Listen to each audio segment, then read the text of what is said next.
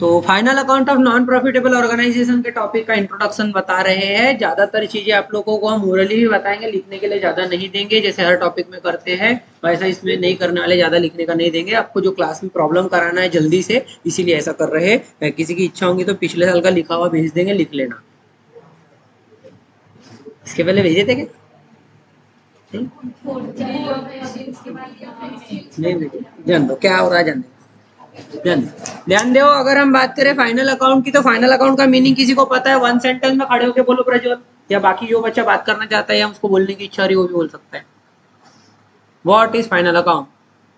The group of account and statement which is prepare to find out profit और loss and to present the financial position of the business is known as final account. लेकिन यहाँ पे NPO एक ऐसा organisation जिसके नाम में लिखा है not for profit.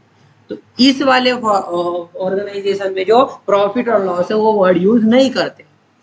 Final account का जर्नल मीनिंग बोले अभी हमने, कौन सा मीनिंग नहीं बोले, ये स्पेसिफिकली नॉन प्रॉफिटेबल ऑर्गेनाइजेशन के लिए नहीं बोले। नॉन प्रॉफिटेबल ऑर्गेनाइजेशन का मीनिंग है कि वो प्रॉफिट कमाने के उद्देश्य से बनाया गया है क्या? नहीं। तो नॉन प्रॉफिटेबल ऑर्गेनाइजेशन में प्रॉफिट लॉस शब्द का उपयोग नहीं करते, उसके बदले सरप्लस और डिफिशिएट वर्ड यूज करते हैं। तो ये सरप्लस और डिफिशिएट पता कर, अगर हम नॉन प्रॉफिटेबल ऑर्गेनाइजेशन का फाइनल अकाउंट का मीनिंग बोले, what is the meaning of final account of non profitable organisation? The group of account and statement which is prepared to find out surplus deficit of non-profitable organization and to present the financial position of the non-profitable organization is known as final account of non profitable organisation. Group of account and statement जो surplus deficit और financial position को present करने के लिए बनाया गया है, उसको क्या बोलते हैं?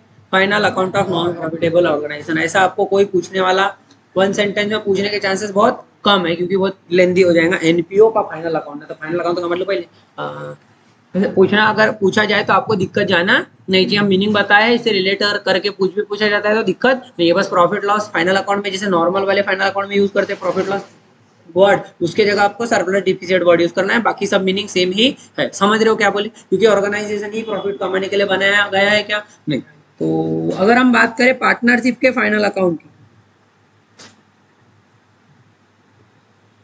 फाइनल अकाउंट ऑफ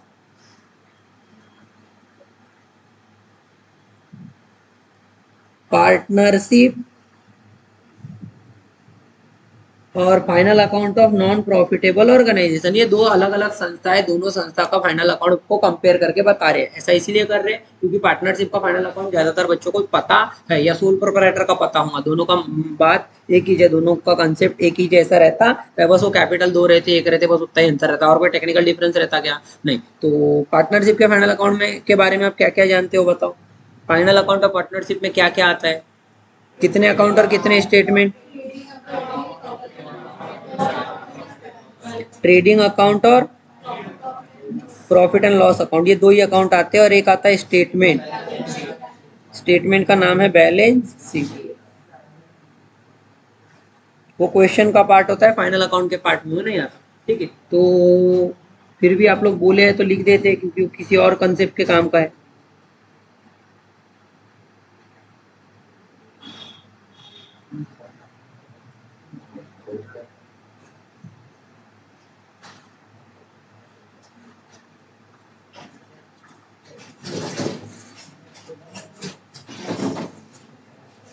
आराम से।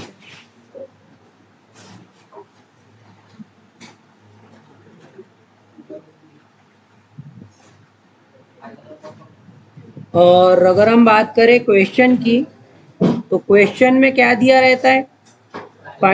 ट्रायल बैलेंस और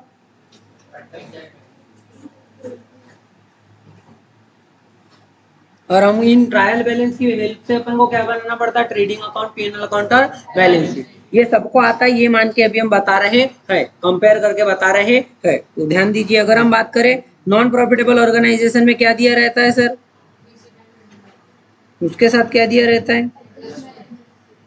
तो जैसे ट्रायल बैलेंस और एडजस्टमेंट को यूज करके फाइनल अकाउंट का पार्टनरशिप बनाए थे, वैसे ही रिसीव पेमेंट अकाउंट और एडजस्टमेंट को यूज करके अपने को final account of non profitable organisation बनाना है। और इस ऑर्गेनाइजेशन में, नॉन प्रॉफिटेबल ऑर्गेनाइजेशन में कितने अकाउंट और कितने स्टेटमेंट आते हैं सर फाइनल अकाउंट में? एक अकाउंट, एक स्टेटमेंट। स्टेटमेंट सेम है, कौन सा स्टेटमेंट? जो कि क्यों बनाया जाता है? वो प्रेजेंट करने के लिए। और अकाउंट जो है वो सिंगल अकाउंट है, इसका नाम है इनकम एंड एक्सपेंडिचर अकाउंट।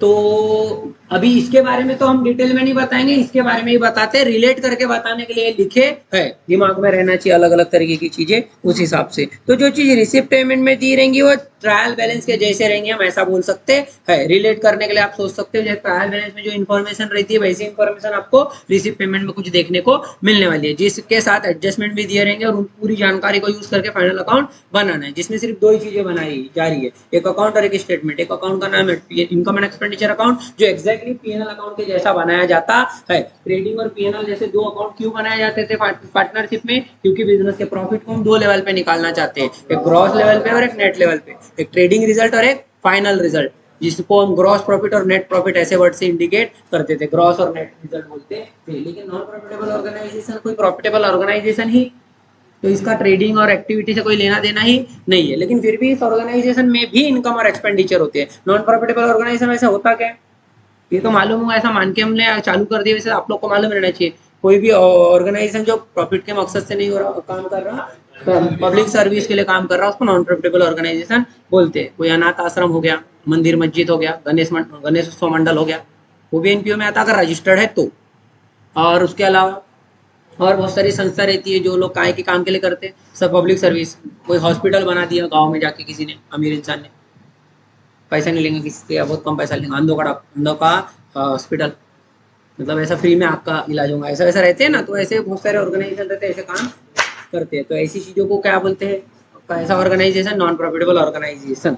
और इस नॉन प्रॉफिटेबल ऑर्गेनाइजेशन के लिए फाइनल अकाउंट में जो अपन इनकम एंड एक्सपेंडिचर लिखेंगे, सर ऑर्गेनाइजेशन तो नॉन प्रॉफिटेबल है, फिर भी उसमें इनकम होगी कि हाँ, ऑर्गेनाइजेशन का पैसा आएगा भी, जो उसकी अर्निंग कहलाएंगी, और ऑर्गेनाइजेशन से पैसे पे भी किए जाएंगे मंथन मंथन।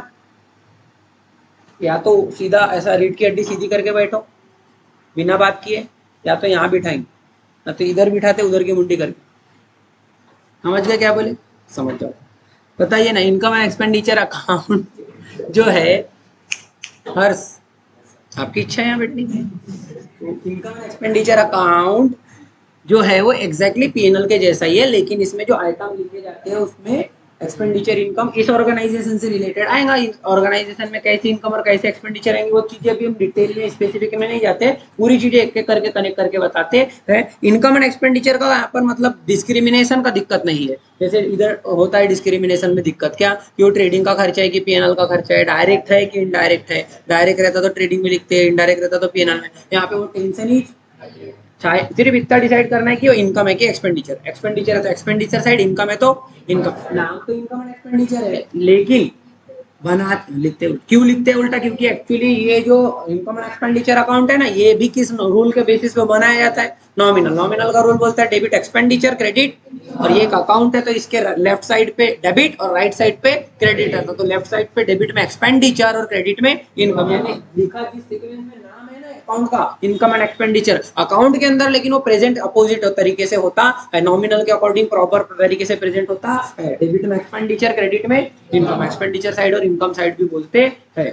तो इनकम एंड एक्सपेंडिचर में पहले एक्सपेंडिचर और बाद में इनकम आता है अकाउंट के अंदर। समझ रहे हो क्या बोले? तो बस एक्सपेंडिचर की इनकम में पहचानना है और लिखना है। और अगर आपको एक्सपेंडिचर इनकम नहीं एसेट लायबिलिटी लगती है तो बैलेंस शीट में जैसे अपन पहले बनाए थे बैलेंस शीट एग्जैक्टली वैसे ही बनाना है। एडजस्टमेंट थोड़े से अलग रहेंगे, अलग से हमारा मतलब है जो नॉन प्रॉफिटेबल ऑर्गेनाइजेशन से रिलेटेड एडजस्टमेंट है वो आएंगे। और कुछ एडजस्टमेंट ऐसे रहते हैं जो पार्टनरशिप से तो बहुत ही डिफरेंट रहते हैं। इस कारण से बच्चों को, जो बच्चों ने अभी तक प्रैक्टिस नहीं की, उनको थोड़ा स्टार्टिंग में दिक्कत जाता है, क्योंकि वो लोग नॉर्मल पार्टनरशिप के एडजस्टमेंट से, इजी एडजस्टमेंट से बहुत कंफर्टेबल रहते हैं। उनको लगता है एडजस्टमेंट में तो अपने वाले बाएं हाथ का खेल है, फिर सब उनकी अकल ठिकाने आ जाती है एनपीओ के एडजस्टमेंट करते समय। समझ रहे हो क्या बोले? मतलब एडजस्टमेंट को आपको नए सिरे से पढ़ना है ऐसा मान के चलो। एडजस्टमेंट जिसने समझ लिया बाकी कोई तकलीफ जाने वाली नहीं। एसेट में लाइबिलिटी में क्या चीज आती है, किसको एसेट बोलते हैं किसको लाइबिलिटी बोलते हैं, मैक्सिमम बच्चों को समझता। इनकम एंड एक्सपेंडिचर क्या होता है, उसमें इनकम एक्सपेंडिचर में कौन सी चीजें लिखेंगे उसमें भी तकलीफ नहीं जाने वाली है। लेकिन यहाँ पर जो एडजस्टमेंट आएंगे वो थोड़े से ट्रिकी रह सकते हैं, लग सकते हैं। अगर आप लोग इसको किस माइंडसेट से पढ़ रहे हो, अगर कि हम तो पार्टनरशिप का, हमको तो फाइनल अकाउंट तो आता ही है, एडजस्टमेंट तो समझता ही है, ये मान के अगर समझोगे तो तकलीफ जाएगी। अदरवाइज इसमें तकलीफ जाने वाली नहीं है। अगर आप नए सिरे से चीज़ों को समझने की कोशिश करोगे तो पार्टनरशिप का जो एडजस्टमेंट का कंसेप्ट है वो अलग है, ईजी है। अभी हम जो एडजस्टमेंट का लेवल देखेंगे वो नॉन प्रॉफिटेबल ऑर्गेनाइजेशन के अकॉर्डिंग टफ रहेगा। अगर आप उसको दिमाग में रखोगे तो नए सिरे से ध्यान रखोगे तो तकलीफ कम होगी। ठीक है, तो अभी हम बात कर रहे हैं रिसीव पेमेंट से लेके तो बैलेंस शीट तक के इंडिविजुअल एक एक आइटम की। और नॉन प्रॉफिटेबल ऑर्गेनाइजेशन के फाइनल अकाउंट को बनाने के लिए अपने को receive payment as a question दिया रहता है। जैसे अपने को ट्रायल बैलेंस दिया होता तो हमने पढ़ाते समय पहले ट्रायल बैलेंस के बारे में बताया कि ये जो ट्रायल बैलेंस है इसमें इस तरीके से क्या होता है, आइटम दिया रहता है डेबिट में इनकम एंड एक्सपेंडिचर और एसेट, क्रेडिट में इनकम और लाइबिलिटी, डेबिट में एक्सपेंडिचर और एसेट, क्रेडिट में इनकम और लाइबिलिटी, ऐसा होता है। फिर उसको ये लिखते हैं वो सब। वैसे ही अपन रिसीव पेमेंट के बारे में बात करते हैं। जैसे अगर आप लोग को बात करें तो जर्नल अपना कहाँ से लेके कहाँ तक सब चीजें समझती है आपको, फाइनल अकाउंट जर्नल एंट्री से लेके फाइनल अकाउंट समझता। लेकिन जब रिसीप्ट अपना नॉन प्रॉफिटेबल ऑर्गेनाइजेशन की बात करें तो यहाँ पर तरीका थोड़ा सा अलग है। यहाँ पे तरीका क्या है, रिसिप्ट और पेमेंट वाला सिस्टम है। रिसिप्ट एंड पेमेंट मतलब एक ऑर्गेनाइजेशन को अगर हम चालू कर रहे हैं तो स्टार्टिंग उसकी अकाउंटिंग ही कहाँ से चालू होगी, रिसिप्ट एंड पेमेंट अकाउंट से। मतलब एक ही अकाउंट बनाते साल भरे में, कोई जनरल नहीं, कोई लेजर नहीं, कोई कुछ भी नहीं, डायरेक्ट चालू कर दिए। बिजनेस में कितना, ऑर्गेनाइजेशन में कितना पैसा अपन ने लगाए, मान लो एक 10,000 रुपए से चालू किया ऑर्गेनाइजेशन, तो हम यहाँ पे लिख देंगे 10,000 रुपए। क्या नाम से लिखेंगे, कैपिटल वर्ड और प्रॉफिटेबल ऑर्गेनाइजेशन में यूज किया जाता है। क्या वर्ड कैपिटल ऑर्गेनाइजेशन में यूज करते हैं और प्रॉफिटेबल ऑर्गेनाइजेशन में कौन सा वर्ड यूज करते हैं, कैपिटल। जो अर्निंग के इंटेंशन से लगाते हैं उसको कैपिटल बोलते हैं। लेकिन यहाँ पे तो अर्निंग इंटेंशन है ही नहीं, और ये पैसा कौन लगाएगा। हो सकता है मैं अकेले ही क्या करना चाहता हूँ, पब्लिक को सर्विस देना चाहता हूँ, तो के केस में मैं अकेला पैसा लगा दूंगा। या मैं डॉक्टर बन गया एग्जाम्पल के तौर पे, वाला डॉक्टर, कौन सा डॉक्टर, हाँ ऐसा वाला कुछ नहीं बन गया। ये इंग्लिश में अच्छा यूज याला पसंद आ रहा हमारा तो जो भी है उसको भी बोले बहुत अच्छा लगा। तो याला डॉक्टर अगर मैं बन गया तो पब्लिक को आधे टाइम पे मैं जॉब कर रहा मान लो और आधे टाइम पे मैं फ्री में इलाज करूंगा। जो वो काम करता है बॉडी मसाज करता बोलते हैं। नहीं ये वाला अच्छा नहीं लग रहा, नाम अच्छे नाम बड़े दर्जन छोटे हैं, फालतू चेंज होता। हम नाम तो अच्छा लग रहा था। हम डेंटिस्ट बन गए, डेंटिस्ट, दांत का जाओ। तो जो लोग बेवड़े बावड़े रहते, वो बेवड़े जो खर्रा वर्रा खाते, तो वो लोग का हम फ्री में इलाज करेंगे। उनके दांत तोड़ डाल देंगे पूरे, प्लास्टिक के दांत लगाएंगे। सोने का दांत तो खरीद नहीं सकते लोग, क्योंकि दारू खर्रा खा के पूरा पैसा उड़ा दिया। थोड़ा वापिस आ जाएंगे। मतलब हमने क्या सोचे कि हम डेंटिस्ट बन गए, एग्जाम्पल के हिसाब से डेंटिस्ट बने अभी हमने, और हम वो लोगों को पकड़ेंगे जा जाके जिन लोगों के दांत खराब है, जो खराब हो। कुछ लोग दांत छुपाते अपने, तो नहीं हमने किसी को पर्सनली नहीं बोले छुपाने के लिए। और वो दांत उनके क्या करेंगे, हम प्लास्टिक के लगा के देंगे उनको, प्लास्टिक के दांत। इन लोग क्या उसका पैसा नहीं है। थोड़ा ध्यान दो, एक तो फुकट में लगा रहे हो, उसमें भी तुम्हारे को भाव चढ़ रहे, तुम्हारे प्लास्टिक का डॉट लगा रहे हो बोले। तो हम ऐसा कर रहे हैं, और ऐसा करते समय क्या होगा, हम अकेले अगर चालू किए नॉन प्रॉफिटेबल ऑर्गेनाइजेशन तो हम पैसा खुद का लगाएंगे। सेवा करने का भावना है अपने अंदर, तो सेवा भावना से हमने 10,000 रुपए का फंड अरेंज किया, जिसको मैं नॉन प्रॉफिटेबल ऑर्गेनाइजेशन में यूज करूंगा। बाकी मैक्सिमम सर्विस तो मैं खुद दे रहा हूँ, उसमें तो मेरे को ज्यादा खर्चा होगा नहीं। और ऐसा काम जब करते हैं ना कोई, तो ऐसे केस में क्या होता है, और भी लोग हेल्प करने के लिए आते हैं। होता है नहीं होता है, बहुत जम के होता है। फिर वहीं से खेल चालू होता है, असला असली, क्योंकि असला नहीं असली खेल वहीं से चालू होता है, कमाई का। 2 नंबर की कमाई बोलते हैं उसको। तो इसके बारे में बाद में बताएंगे, क्योंकि इसमें इंटरेस्ट ज्यादा रहता है बच्चों को। तो ये 10,000 रुपए अपन ने पहले अपने खुद के लगाए कि नहीं लगाए, सही काम कर रहे हैं हम। दांत तोड़ के लोगों का, मतलब खराब वाले दांत तोड़ के प्लास्टिक का दांत लगाएंगे, तुम्हारा भी लगाएंगे। खर्रा खाते क्या, नहीं तुम खाएंगे तो करेंगे बोले, सही। अब अपने ऑर्गेनाइजेशन को चालू किया हमने, क्या क्या होगा बोलो ना। ऑर्गेनाइजेशन चलाना है, 10,000 रुपए आ गए है, चालू कर लिए दुकान अपनी खुद का ही है। दुकान मतलब डॉक्टरी, अपना हॉस्पिटल। तो शटर चालू कर दिए ना हॉस्पिटल का, दुकान जैसी तो लग रहा, दूर से देखा तो दुकान लगती। तो बताइए ना, मैं और क्या करूंगा, और खर्चा टेबल रखूंगा क्या लोगों के लिए, मैं फुकड़ में कर रहा इलाज को रखूंगा। रुको थोड़ा रुको, पेमेंट में लिख देता हूँ मैं, जो जो हो रहा ना वो बोलते जाओ। हाँ, यहाँ पे मैं पेमेंट में क्या लिखूं बाबू, रुको ना थोड़ा, 1 मिनट रुको ना। बिल्डिंग खरीद ले रहे एकदम से 10,000 रुपए में, क्या क्या खरीदते, बिल्डिंग हो रहा बोलते। एक तो इतना अच्छा नाम लिया, बाद में कुछ भी बोल देते। रुको तुम थोड़ा, रुक के बोलो, थोड़ा सही बोलना है। इंग्लिश में बोलेंगे ना हम आपसे मीनिंग में पूछते रहेंगे, कुछ भी बना दे रहे। फर्नीचर समझते हैं, 2,000 का सस्ता खरीदे, सस्ता। हाँ भैया, एक ही अभी हम चालू किए, अभी देखते जाओ तुम। एक आध साल हो जाएगा ना, तो फिर एकदम सोफे में बिठाएंगे, सोफे में उसमें नकली डायमंड लगेंगे, नकली डायमंड। देखे क्या सोफे में रहते हैं आजकल के, एकदम वैसा वाला लगाऊंगा। फिर आना ना हमारे हॉस्पिटल में दांत तोड़ाने के लिए।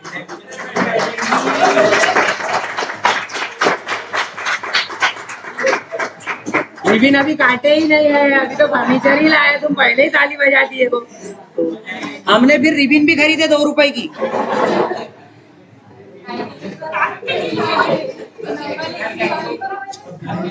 अभी देख, तुम्हारे पास है क्या? थोड़ी देर के लिए दे देना, हम नहीं खरीद रहे, हम बहुत कंजूस है। रिबिन लेकिन कैसी रहती है, वो एक यूनिक चीज है ना, स्पेशल चीज है, वो किसी से नहीं ले सकते। वो उसको संभाल के भी रखेंगे काटने के बाद। Very good. किराए का है ना बोलते, खुद का थोड़ी है, बिल्डिंग विल्डिंग नहीं है अभी अपने पास। अब नॉन प्रॉफिटेबल ऑर्गेनाइजेशन का काम कर रहे थे ना, तो एकदम अच्छे वाली जगह को हमको 1,000 रुपए में किराए में दे दिया किसी ने। दे सकता क्या कोई? अगर अच्छे इंटेंशन से करे तो एक हाथ बढ़ाते लोग, 4 हाथ बढ़ाते, फिर समझते मतलब अपन एक हाथ बढ़ाते लोग 4 हाथ। डायलॉग कैसा है? रुक जाओ थोड़ा, हमारे को अपने मन से भी करने दो। तुम ही पूरा कर लो ना, तुम ही चालू कर लो अपना एनपीओ। हमारा तो एनपीओ हाइट नहीं है ऐसे कोई, तुम्हारी चल रही बोलते। रुको रुको, हमको अपने मन से करने दो। हंसना भी तो बाबू, क्या करना चाहते हो आप एनपीओ में, और क्या करते बोलते? हाँ, वो दांत तोड़ने की मशीन लाएंगे। वो रोड तोड़ते नहीं क्या, वाली दांत के ऊपर रख के एक ही टोच पूरे 32 दांत बाहर आते ही। मशीन नहीं। अरे हाँ, हम भटक गए थे। कल से प्रॉब्लम चालू करना, ऐसे से प्रॉब्लम चालू होगा।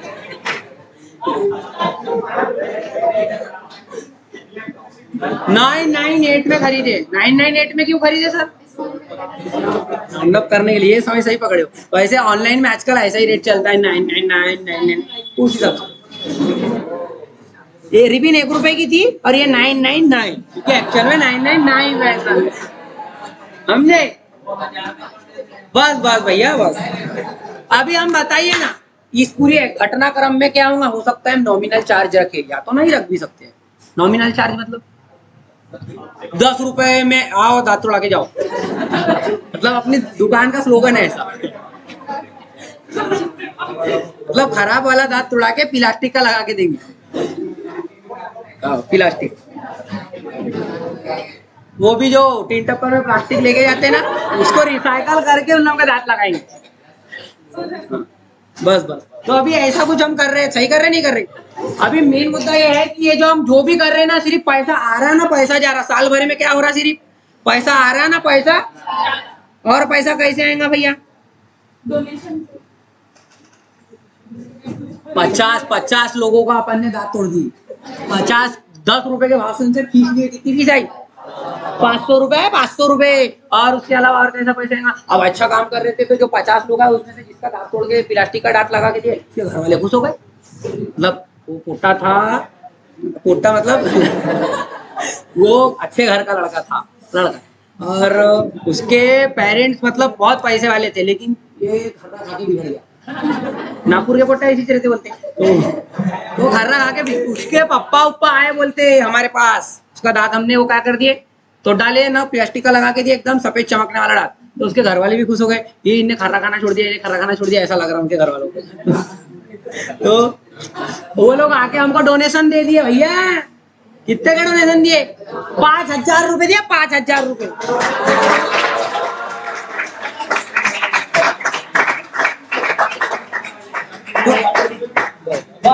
उसके बाद में और क्या हो सकता अपने अंदर ऑर्गेनाइजेशन में? ऐसा हो रहा, ऐसा और क्या करेंगे? और हमने दांत को क्या बोलते हैं, ये करने के बाद दांत में दर्द नहीं होना चाहिए, इसलिए स्टार्टिंग में 2 दिन तक दवाई देते हैं। ऐसा करते हैं क्या? हाँ, ऐसा करते होंगे ना अपने को। अपन नहीं है दवाई, अपन वो दवाई दे रहे हैं जिसमें 2 दिन तक दर्द ना। अगर थोड़ा बहुत दर्द रहता है उसको बोलेंगे दर्द देने के बाद और दर्द देने के पहले एक गोली खाना। मेडिसिन अपन ने खरीद के लाया, फुकट में बांट दे रहे हैं, फुकट में मतलब 10 रुपए ले रहे ना, उसी में वो लोग का अलग से कोई दवाई वाई के पैसे नहीं। तो ऐसी और भी चीजें ऐसे चलते रहेंगी चलते रहेंगी चलते रहेंगी, समझते नहीं समझते। ये साल भरे होने के बाद बताओ कितना पैसा बचेगा। 1 मिनट, कुछ तो भी ले लेता ना, एसेट ले लेता ना एक आधी। क्या ले? Very good very good. मैं प्लास्टिक दाग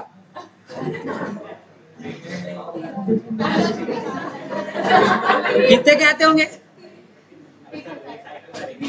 चलो ठीक है, 1000 रुपए के लिए अभी कितने आते तो क्या करना है अपने को। बस बस बस बस, रुको ना थोड़ा सा रुको ना। अभी बताओ ना हमारे पास क्लोजिंग बैलेंस कितना बचेगा? 15.5, 1 और ये 2 और ये 3 और ये 2 5 और ये 500, साढ़े मतलब 10,000 बच गए। 15,500 में से 500 गए, 10,000 रुपए बच गए। अब इस डिटेल को यूज करके, रिसिप्ट पेमेंट को यूज करके हमको रिसिप्ट और पेमेंट को बाइफरगेट करना है। ये कौन सा साइड है? अगर हम बात करें नॉमिनल के रूल के अकॉर्डिंग, तो नॉमिनल से रूल से बनता कि रियल से रूल के से बनता है, ये बताओ पहले तो आप अपना दिमाग लगा के। रियल कैश अकाउंट के जैसा अकाउंट है, आएगा तो डेबिट जाएगा तो पे। रिसीव पेमेंट नॉमिनल के रूल से नहीं बनता, रिसीव पेमेंट के रूल से बनता। ये स्टार्टिंग ट्रांजेक्शन के स्टार्टिंग से ही ऐसे रिकॉर्डिंग होती है, कोई जर्नल लेजर इसमें होता। अब ये होने के बाद फाइनल अकाउंट के तौर पे इनकम एंड एक्सपेंडिचर अकाउंट, ये नॉमिनल से बनाएंगे। Very good. और ये रहेगा बैलेंस शीट। तो सबसे पहले अगर हम बात करें एडजस्टमेंट की, तो कोई प्रकार का एडजस्टमेंट हो रहा है कि यहाँ पर नहीं? तो बताइए यहाँ पर इनकम, ये जो स्टेप क्या होती है, स्टेप एक बार बोल के बताते हैं रफ में, आगे डिटेल में बताएंगे। स्टेप नंबर 1 में क्या करते थे, फाइनल पार्टनरशिप में पहले बताओ आप लोग। Opening stock, purchase, sale, cash bank की बैलेंस। लेकिन यहाँ पर ये चीजें होती ही, कैश बैंक का बैलेंस रहेगा उसको बाद में लिखेंगे, लेकिन अभी यहाँ पर क्या नहीं है, ये नहीं है, तो इसलिए अपन यार स्टेप करेंगे। स्टेप नंबर 3 ट्रायल बैंक के बचे आइटम का। Step number 4 close trading one PNL loan balance sheet का टोटल इक्वल। तो अभी स्टेप, इसमें 3 ही स्टेप रहती है। स्टेप नंबर 1 वाला इधर ट्रीटमेंट नहीं है, डायरेक्ट एडजस्ट। स्टेप नंबर 1 में एडजस्टमेंट के 2 इफेक्ट। स्टेप नंबर 2 बचे आइटम के 1 effect. Step number 3 income expenditure one balance sheet का टोटल इक्वल। इधर प्रॉफिट लॉस की जगह सरप्लस डिफिसिट यूज करेंगे, प्रॉफिट की जगह सरप्लस, लॉस की जगह डिफिसिट। बताओ ना, स्टेप नंबर 1 में एडजस्टमेंट कर रहे हैं, एडजस्टमेंट है क्या? नहीं एडजस्टमेंट, एडजस्टमेंट आएगा तो करेंगे जब बताएंगे, अभी हम विदाउट एडजस्टमेंट बताते हैं। तो बचे आइटम को लिखो एक इफेक्ट। बताओ कैपिटल में क्या लिखूं, अंदर लिखूं कि बाहर लिख दूं? पहले ही अंदर लिखेंगे, रिसीव पेमेंट का देख के बाद फिर उसके बाद करेंगे, ठीक है।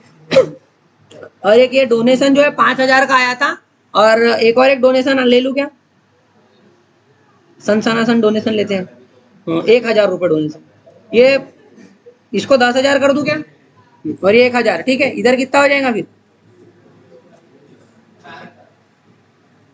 16,000। 16,000 का बचेगा ना पहले। 21,500, 5,500,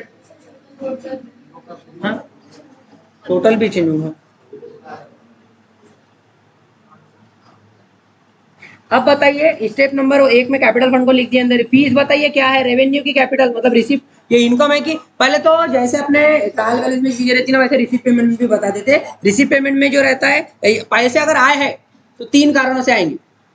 मतलब वो क्या क्या कैसे रिलेट हो सकता? रिसिप्ट, इनकम और एक्सपेंडिचर, दो में से पहले ऑप्शन दे रहे, क्या हो सकता? इनकम ही हो सकता। और एसेट और लाइबिलिटी से कंपेयर कर तो क्या हो सकता? दोनों। और पेमेंट की बात करें तो पेमेंट में एक्सपेंडिचर इनकम में से क्या होगा, और एसेट और लाइबिलिटी में से क्या हो सकता? दोनों। कैसे बताते हैं। रिसिप्ट में इनकम हो सकती, समझता है सबको। रिसिप्ट मतलब आ रहे पैसे, कोई रेवेन्यू रिसिप्ट हो सकती। और ऐसा भी हो सकता है एसेट बेच के पैसा आ रहा हो, तो एसेट से रिलेटेड भी हो सकता। ऐसा हो सकता लोन लेके पैसा आ रहा हो, एसेट कम होने से भी पैसा आता है और लाइबिलिटी बढ़ने से भी पैसा। समझ रहे नहीं समझ रहे? इसीलिए एसेट लाइबिलिटी दोनों। और पेमेंट किए तो कोई हो सकता है हमारा नॉर्मल एक्सपेंडिचर हो, रेंट वगैरह एक्सपेंडिचर हो सकता। और पेमेंट किए तो हो सकता है रीपेमेंट ऑफ लोन हो सकता है लाइबिलिटी को रीपे कर रहे हैं इसलिए पैसा जा रहा। या ऐसा भी हो सकता है नया वाला एसेट खरीद रहे हो, समझ रहे हो? तो ओवरऑल इसमें रिसिप्ट पेमेंट में जो चीजें आएंगी, इधर भी 3 ऑप्शन, इधर भी 3 ऑप्शन, एसेट और लाइबिलिटी के ऑप्शन दोनों साइड खुले रहेंगे। हाँ, इंक्रीज के पॉइंट ऑफ व्यू से आप बोलोगे अगर कि अगर एसेट और लाइबिलिटी के इंक्रीज होने का रीजन कहाँ रहेगा, तो एसेट के इंक्रीज होने का रीजन रहेगा पेमेंट में। पेमेंट करने से एसेट बढ़ेगा, एसेट खरीदने से मतलब। और रिसिप्ट की बात करें तो रिसिप्ट में पैसा आएगा कब, अगर लाइबिलिटी बढ़ेगी तो मतलब लोन लेके आएगा तब, और वो डिक्रीज होने वाला अपोजिट साइड। तो इतने डिटेल में मत जाओ, एसेट लाइबिलिटी दोनों से रिलेटेड आइटम दोनों जगह रह सकते हैं। और इनकम एंड एक्सपेंडिचर की बात करें तो इनकम रहेगा रिसिप्ट में, पेमेंट में रहेगा एक्सपेंडिचर। समझ रहे हो कि तब क्या बोले, तो एक साथ समझो कम से कम। अब बताओ फीस बताओ क्या है, एसेट लाइबिलिटी से रिलेटेड आइटम है क्या, इनकम। इनकम में लिख दो फीस, कितना फीस। डोनेशन बोलो, अब डोनेशन के बारे में 2 शब्द बोलना चाहते हैं, ध्यान दीजिए। डोनेशन, अगर मान लो किसी ने अपने को बहुत बड़ा डोनेशन दिया, अपन कोई नॉन प्रॉफिटेबल ऑर्गेनाइजेशन का काम कर रहे हैं, अपने को डोनेशन कितना दिया, इतना दिया जो कंसिडरेबली हमारे ऑर्गेनाइजेशन के लिए बड़ा है। अब कंसिडरेबली बड़ा होना किसको बोलते हैं सर, कि हमारे लिए वो उसकी वैल्यू ज्यादा है। और जब भी कोई ऐसा अमाउंट हमको देता है जो ज्यादा है हमारे लिए अगर, तो हमको उसके साथ में वो एक इंस्ट्रक्शन देता है। नॉर्मली कोई ऑर्गेनाइजेशन को अगर आपने दान दिए, एग्जाम्पल देके बताते हैं कि कोई मर रहा है, बहुत पैसा है, बहुत पैसा, ले पैसा, ले पैसा, जगह रखनी है। हाँ, वेरी गुड। तो अपन ने उसका डोनेशन कर दिया, मतलब अपन मतलब जो भी पर्सन था डोनेशन कर दिया, और उसने बोला मेरी आखिरी इच्छा है, मतलब आखिरी की इच्छा रहेगी ना, मरने आ रहा था, तो मतलब आखिरी की 1-2 इच्छा है मेरी, उसमें से 1-2 इच्छा में से एक है कि ये जो ऑर्गेनाइजेशन है इसके लिए बड़ी बिल्डिंग बने। हॉस्पिटल तुम छोटे में मत चलाओ, बिल्डिंग होना बिल्डिंग। तो अगर ऐसा कोई स्पेशल पर्पस से डोनेशन को करेगा तो कब करेगा, स्पेशल पर्पस कब बताएगा डोनेशन देते समय, जब वो अमाउंट कैसा दे रहा हो, उसको बोलते हैं स्पेसिफाइड डोनेशन। इसको क्या बोलते हैं, डोनेशन के साथ उसका मकसद भी बताया जा रहा है। और अपन जा रहे, अपन अपने पास उतना पैसा नहीं है, अपने पास रखने को जगह खाली पड़ी है इधर पैसे रखने, समझ रहे हो, तो अपने पास कम पैसा, फिर भी अपने मन में है कि अपन भी डोनेशन देना चाहिए करके। अपन ऑर्गेनाइजेशन के लिए बात नहीं कर रहे थे, किसी और ऑर्गेनाइजेशन में अपन दे रहे पैसा, या कोई पार्टी ऐसी भी हो सकती है छोटी मोटी पार्टी जिसके मन में भावना है पैसा देने की, वही ये सही तोड़ रहे दांत तोड़ के, तो सही कर रहे दांत तोड़ के, तो वो ऐसा इंसान अपने को डोनेशन देने आ रहा। कितने रुपए दिया, 11 रुपए दिया, 11 रुपए, नहीं 11 नहीं, 51। तो 11 रुपए और 51 रुपए से अलग अलग तरीके के डोनेशन आएंगे, और वो बोलेंगे, वो आएगा और 11 रुपए देते समय अपने को बोलेगा हमारी एक इच्छा है, और भाग बोलेंगे। समझ रहे क्या बोले, मतलब 51 और 11 रुपए वाले की इच्छा सुनेंगे क्या, हमारी इच्छा है कि तुम 5 मंजिले की बिल्डिंग बनो। मतलब मकसद कब बताया जाएगा, जब पैसा, और पैसा अगर कम दिया जा रहा है तो कोई उसमें रीजन और मकसद बताएंगे नहीं आगे वाला, मेरी इच्छा है ऐसा कर लो, ऐसा 51 रुपए में बिल्डिंग ही बना ले रहे अपन, तो ऐसा कर नहीं सकते।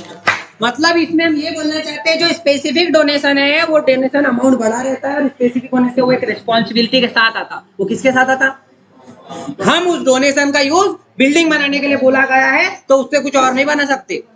दांत बनाने के लिए वो अपन ने ऑर्डर दे दिए, बड़ी फैक्ट्री बना लेते बोले दांत की अपन, वो पैसे का ऐसा कर सकते क्या, उसने बोला बिल्डिंग, हॉस्पिटल की बिल्डिंग बनाओ तो वही बनना चाहिए, यानी वो एक रिस्पॉन्सिबिलिटी वाला रिसिप्ट है। क्या, कौन से वाला रिसिप्ट है, अगर रिसिप्ट बड़ी है और उसके साथ एक स्पेसिफिक कंडीशन लिखी हुई इसके लिए इसको यूज करना है डोनेशन फॉर बिल्डिंग, तो वो रिसिप्ट एक्सपेंड कैपिटल रिसिप्ट है, जिसको एसेट बोल सकते हैं, और जिसको उसको लाइबिलिटी बोल सकते हैं, कि एक रिस्पॉन्सिबिलिटी के साथ आई हुए पैसे।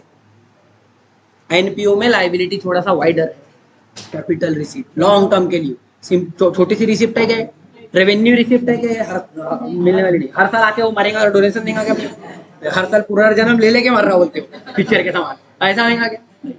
ऐसे केस में अगर हम बात करें तो ये जो डोनेशन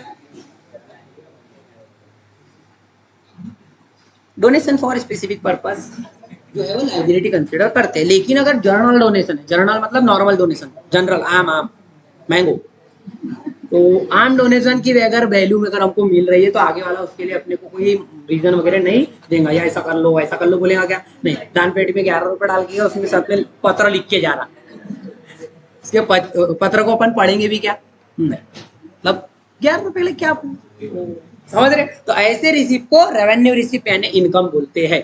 समझ रहे हो क्या बोले। तो डोनेशन के बारे में हम कैसे तय करेंगे कि वो लाइबिलिटी है कि इनकम है। बहुत सारा पैसा मिल गया तो लाइबिलिटी, छोटा सा थोड़ा सा पैसा मिला इनकम। समझ में आ रहा है क्या बोल रहे हैं? और ज्यादातर तो खुद ही क्वेश्चन में बता देता है, लेकिन ये चीज जो किताबों में अभी लिखी रहेंगी, ये सब चीज लिखा भी है, हम अपने मन से कुछ नहीं बता रहे, लिखा रहेगा। बड़ा अमाउंट रहना तो उसको लाइबिलिटी मानो, छोटा उसका रीजन बता रहे हैं, लॉजिक बताने की कोशिश कर रहे हैं। ये बच्चों को नॉर्मली कंफ्यूज करता है, बोले कभी डोनेशन को इनकम मानने बोलते हैं, ना कभी लाइबिलिटी मान लो बोलते हैं, ना कभी कुछ का कुछ एज बोलते हैं। सर समझ रहे नहीं समझ रहे? समझो थोड़ा सा, बताओ ना डोनेशन बताओ, कौन सा डोनेशन आपको लाइबिलिटी लगती? डोनेशन जो 10,000 वाला है वो लाइबिलिटी, और जो चिल्लर डोनेशन है 1,000 इनकम। ठीक है। और अगर फर्नीचर की बात करें तो ये पेमेंट काहे में आएगा? कितना फर्नीचर? उसके बाद में रिबिन बताओ कैसा खर्चा? रेवेन्यू 1 रुपए का। और रेंट बताओ? Normal revenue expenditure. मशीन बताओ? मेडिसिन बताओ?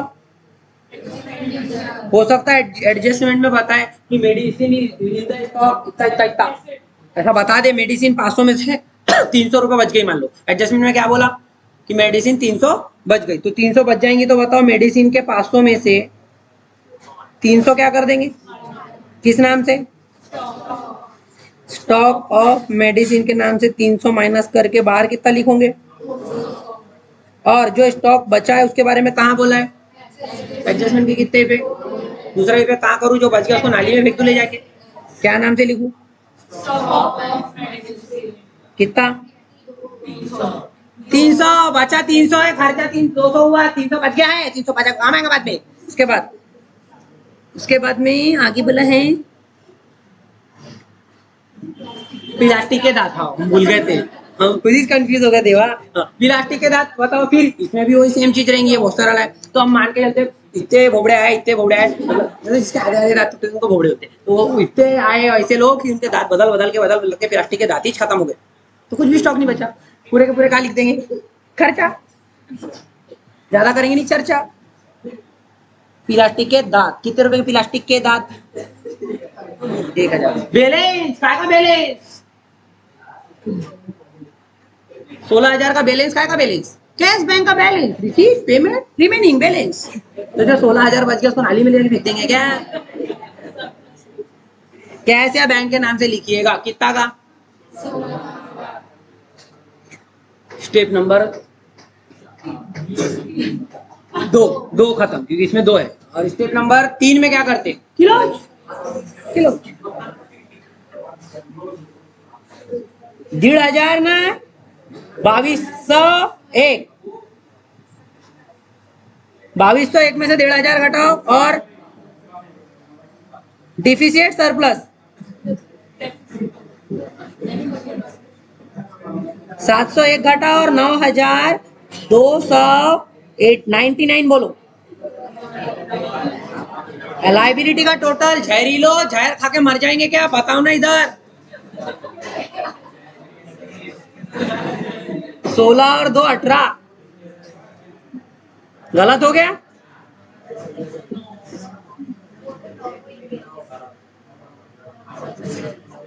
उन्नीस 299 आ रहा है। ये 16 और 2 18 और 999 तो मतलब 1,000 ही पकड़ लो, पूरे 19,000 और 300 में से 1 काट लो, 299 19 299 टैली हो गया, टैली हो गया।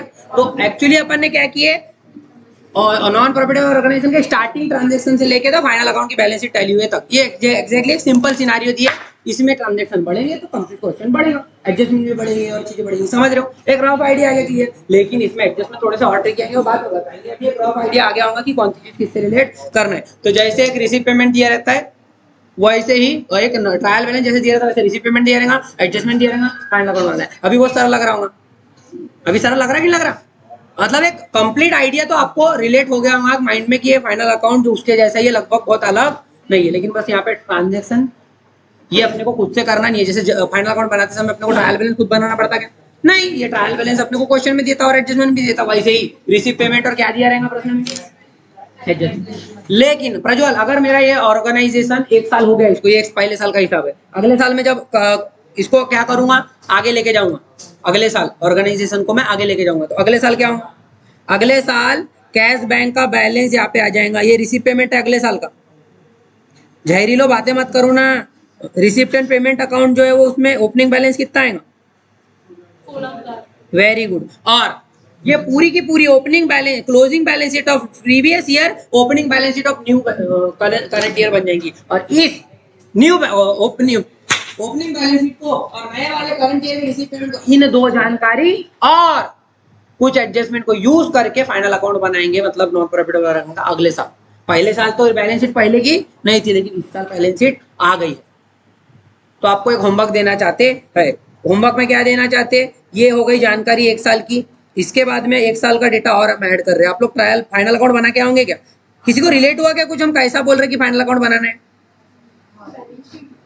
बताते ना 1 मिनट।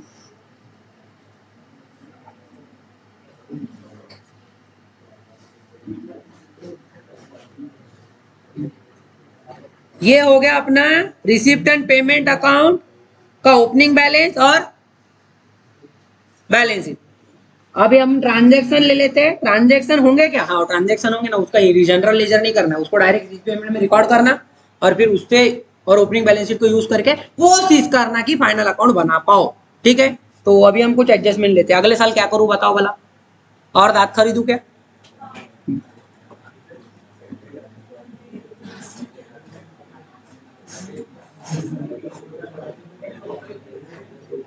काम बढ़ती पे है, मतलब पैसा ज्यादा मिल आ रहा, खर्चा करना पड़ेगा। अब 3,000 के दांत खरीदे इस बार।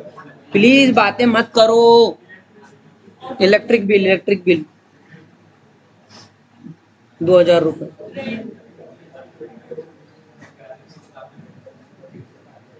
प्लीज बातें मत करो।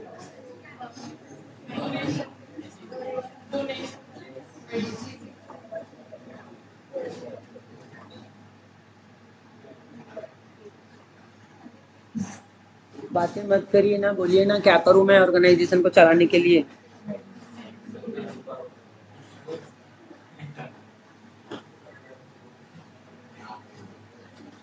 अभी ऑर्गेनाइजेशन बढ़ती पे, फीस चाहे ज्यादा मिले चाहे कम मिले, वो तो रेवेन्यू इनकम ही रहेंगी। इतना समझता ना, नहीं तो बोले बहुत ज्यादा हो गया, बोले ये लाइबिलिटी हो गई, बोले ऐसा नहीं रहता। समझो समझो। हाँ बिल भर दी, वर्कर को रख लिए, सैलरी दे देते उसको। हाँ उसकी सैलरी है वो। हाँ अलग से लिखो क्या? हाँ, और वेजेस रहे, सैलरी रहे, इधर एक ही जगह है ना, डोनेशन।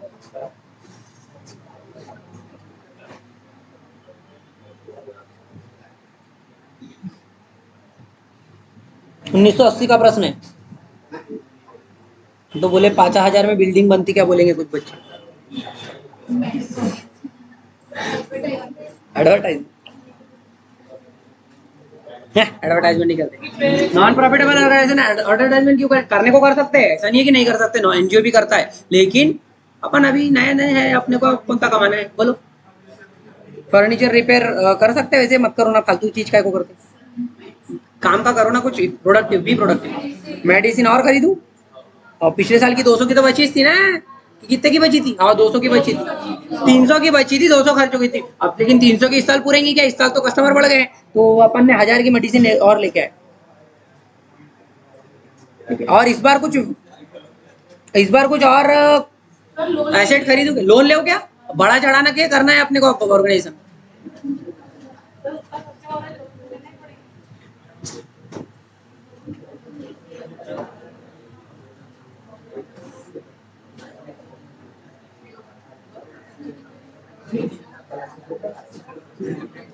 बस बिल्डिंग 80 की खरीदी है ना, लोन का भी पैसा लगा है, मिला है, बना दी।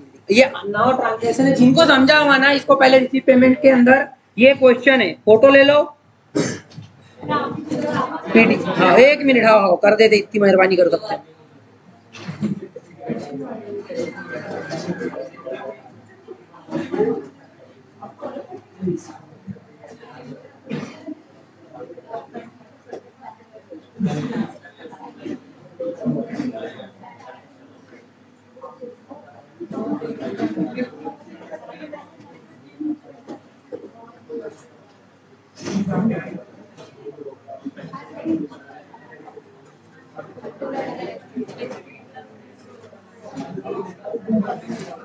देखो जिसको समझा होगा ना, प्लीज ये ट्राई करके आना। अलग तरीके से कुछ बताने की कोशिश कर रहे हैं तो हाँ, पूरा बैलेंस शीट टैली होना चाहिए। जिसको समझ सकता हो कोशिश करना, जिसको नहीं समझ सकता उसको तो क्या ही बोलेंगे। व्हाट्सएप में एप्लीकेशन एडजस्टमेंट वगैरह नहीं है, कोई भी एडजस्टमेंट नहीं है। मेडिसिन का स्टॉक बचाओ क्या? बचा लेता, बचा लेता।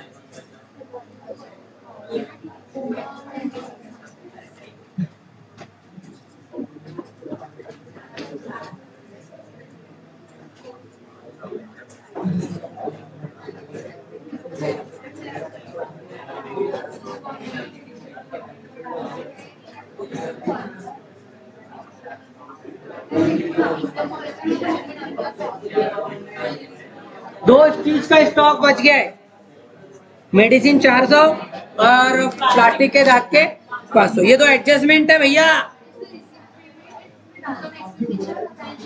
रिसीव पेमेंट, हाँ कंप्लीट रिसीव पेमेंट, इसको यूज करके इस रिसीव पेमेंट में रिकॉर्ड करो, क्लोजिंग बैलेंस खुद निकालो, फिर वो रिसीव पेमेंट को और ये एडजस्टमेंट को यूज करके इनकम एक्सपेंडिचर और बैलेंस शीट बनाओ। ठीक है, जिनको समझाऊंगा वो कोशिश करना, कल चेक करेंगे, फिर उसी से रिलेट करके आगे की चीजें बताएंगे। अगर समझ में आएंगे ना इस तरीके से, बहुत इफेक्टिव और जल्दी हो जाएंगी चीजें। ठीक है, तो आज